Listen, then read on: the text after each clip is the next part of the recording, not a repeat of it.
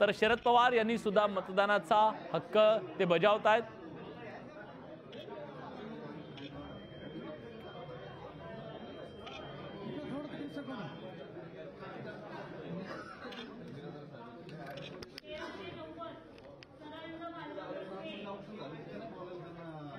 खरं तर शरद पवार यांच्या समोर आजपर्यंत त्यांनी प्रचारही केला, त्यांच्या पक्षाचं चिन्हही जे होतं त्या चिन्हाच्या विरोधात ते आहेत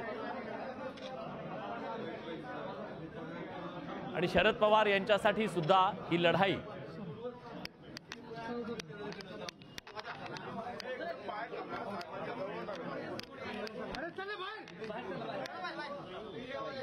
खरं तर शरद पवार यांच्यासाठी आजचा हा दिवस अतिशय महत्त्वाचा आहे, कारण त्यांच्या कुटुंबातली व्यक्ती त्यांच्या बाजूने एक आणि दुसरी त्यांच्या विरोधात एक, त्यामुळे खरं तर हा जो मतसंग्राम आहे त्या मतसंग्रामामध्ये आज अशा अनेकांची कसोटी आहे, नातीपणाला लागलेली आहेत या निवडणुकीमध्ये।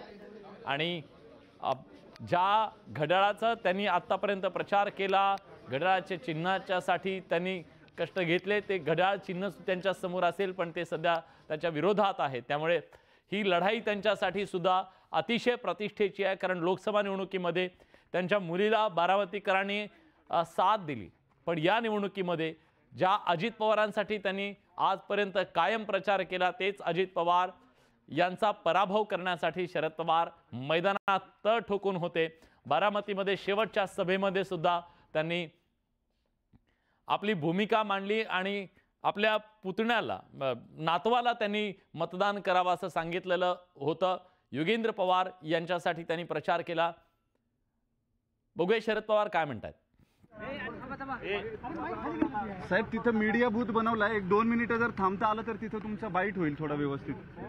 हा बाहेर पोलीस स्टेशनच्या तिथं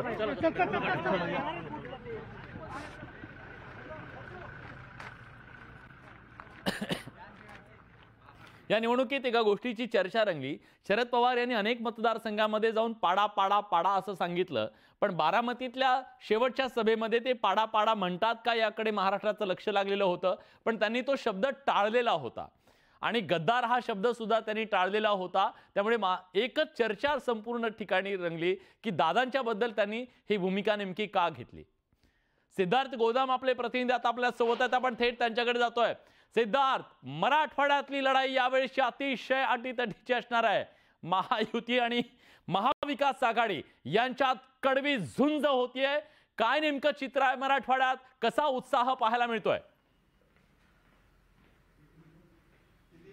निश्चित विलास या ठिकाणी मराठवाड्यामध्ये शिवसेना विरुद्ध शिवसेना जास्त ठिकाणी लढत होते आहे आणि मतदानाला सुरुवात झाली, मात्र काहीशी स्लो मतदानाची सुरुवात झालेली मला या ठिकाणी दिसते। मी शहरातील एका मतदान केंद्रावर आहेत, तंत्रनिकेतन। आपण बघतो या ठिकाणी 2 बूथ आहेत, मात्र या ठिकाणी फार म्हणावी तशी गर्दी तरी अजून झालेली नाही। अगदी थंड प्रतिसाद असं आपल्याला म्हणता येऊ शकतं, कारण छत्रपती संभाजीनगरमध्ये एवढा थंड प्रतिसाद कधी नसतो। मात्र पहिल्यांदा आपण बघतो एका दुक्का मतदान आहेत, लाईनला लावून मतदान करते, मात्र जी अपेक्षित गर्दी व्हायला पाहिजे होती ती गर्दी अजून तरी दिसत नाही। कदाचित संध्याकाळपर्यंतचा वेळ आहे, त्यामुळं जे आहे मतदार थोडं हळू निघतील, सुट्टीचा दिवस आहे त्यामुळे काही मतदार उशिरा उठून या ठिकाणी येतील। मतदान चांगलं होईल अशी अपेक्षा आहे, कारण निवडणूक आयोगाने सुद्धा कॅम्पेनिंग खूप चांगल्या पद्धतीने केलेले आहे आणि तू जसं म्हणतोय की मराठवाड्यामध्ये काट्याची टक्कर आहेच आहे। छत्रपती संभाजीनगरमध्ये सुद्धा जेवढ्या 9 जागा आहेत त्यातील प्रत्येक 6 ते 7 जागांवर शिवसेना विरुद्ध शिवसेना आहे। काही ठिकाणी पती पत्नी एकमेकाच्या विरोधात आहेत, आपल्याला माहित आहे। संजना जाधव, हर्षवर्धन जाधव यांची लढत सुद्धा रंगतदार होणार आहे आणि